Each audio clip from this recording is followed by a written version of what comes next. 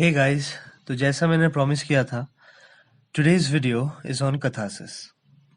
Catharsis comes from the Greek word katharsis, which means purification or cleansing. ये जो word है catharsis, ये लिया गया है ग्रीक वर्ड catharsis से, जो के से स्टार्ट होता है, जिसका मतलब है प्यूरिफिकेशन और क्लेंजिंग, यानी कि शुद्धिकरण या सफाई. It is the purification and purgation of emotions through art or any extreme change in emotion that results in renewal and restoration.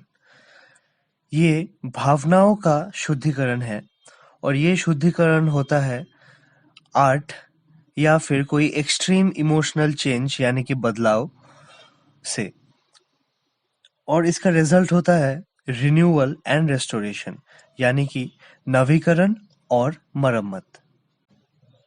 It is a metaphor originally used by Aristotle in his Poetics, comparing the effects of tragedy on the mind of a spectator to the effects of a cathartic or laxative on the body. इसे originally use किया गया था by Aristotle in his book Poetics, और इसे use किया गया था as a metaphor. Metaphor का मतलब आप लोगों में से कुछ लोगों को पता होगा, और जिनको नहीं पता, मेटाफर का मतलब है direct comparison without the use of as और लाइक. तो एरिस्टोटल ने इस मेटाफर का यूज करके ट्रेजेडी का जो इफेक्ट है ऑडियंस के ऊपर, उसको कंपेयर किया था एक कथार्टिक या लैक्सेटिव, यानी कि जो रेचक होता है पेट साफ करने के लिए, उसके इफेक्ट्स के साथ. Aristotle stresses on the dignity of the tragic experience and its enlargement of our vision and our souls.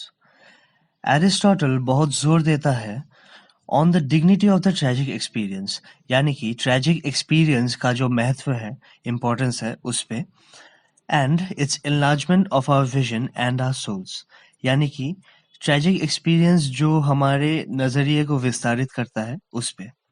This becomes clear if we read Oedipus Rex. ये साफ हो जाता है जब हम पढ़ते हैं Oedipus Rex, जो सोफोक्लिस का एक प्ले है. It deals with an archetypal theme, the fear of marrying one's mother and killing one's father, developed at a certain stage of the progression of the primitive society. अपने पिता का हत्या करके अपने माँ से शादी करने का जो भय है, वो विकसित हुआ प्राचीन समाज के प्रगति के एक चरण पे. During Sophocles' time, this became a part of the ritualistic beliefs of the contemporary Athenian society. Sophocles के टाइम पे जो एथेंस की सोसाइटी थी, वहाँ के आदमियों का जो विश्वास था, उसका एक पार्ट बन गया ये भय. Sophocles turned this myth into a tragic plot to make the audience feel pity for Oedipus and to make them fear that what happens to Oedipus might happen to them.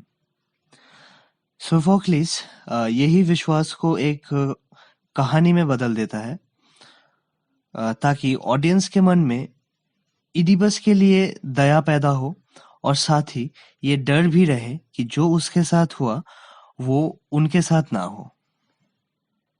Helen Gardner, in her book Religion and Literature, applied catharsis as a significant point of contact between Greek and Shakespearean tragedies.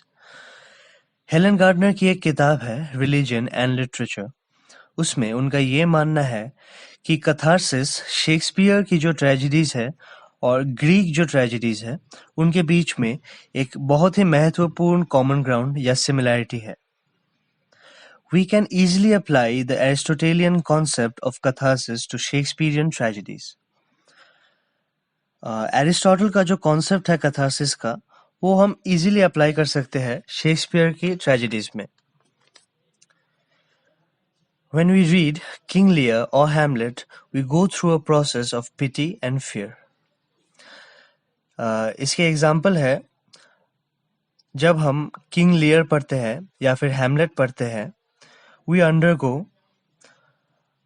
a process of pity and fear. यानी कि हमारे अंदर भी यही पिटी और fear यानी कि दया और भय की क्रिया होती है जिसका एंड रिजल्ट है शुद्धि या क्लेंजिंग। तो गाइज, कैसा लगा वीडियो? अगर अच्छा लगा हो तो लाइक करना, अपने दोस्तों के साथ शेयर करना और कमेंट सेक्शन में मुझे बताना। Or if you want some changes in the new videos, if you didn't like the video, or if you have some doubts, वो भी मुझे कमेंट सेक्शन में बताना। And don't forget, please subscribe to my channel for more such videos. Thank you for watching.